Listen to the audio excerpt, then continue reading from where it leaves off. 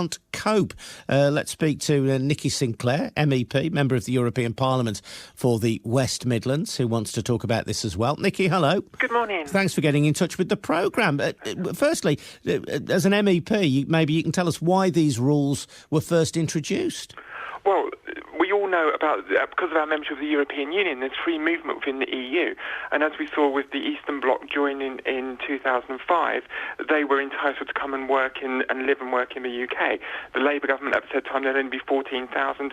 We know figures, and it was near on 1 million. I know, we're talking about the visa rules about people from outside the EU today, Nikki. Why these have come into being. Yeah. And these have come into being as a knee-jerk reaction by the government to show that they're doing something about immigration, whereas the immigration that people really have a problem with is the open doors policy that we have into this country.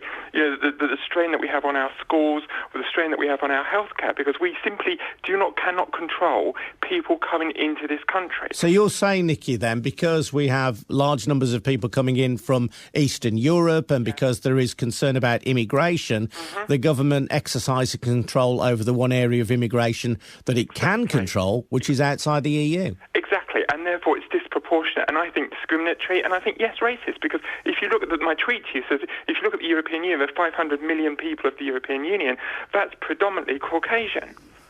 Whereas if you look at our Commonwealth, which has a link to this country, you know, the majority of that is non-Caucasian. So if you go down the jurisprudence, very technical, but if you go down the jurisprudence of the European Court of Justice on how they interpreted the laws referring to part-time workers' maternity rights, you would say then that their rules, the rules in the European Union, are therefore discriminatory against non-EU citizens. Is there a problem, though, with sham marriages? Is that also part of the reason that this has been brought in, particularly from the Indian subcontinent? So to stop people having, let's say, arranged marriages with people who they've never met, those wives or husbands coming into the country and then being able to claim benefits. Is there a... Of course, there is a problem, and of course that's criminal behaviour.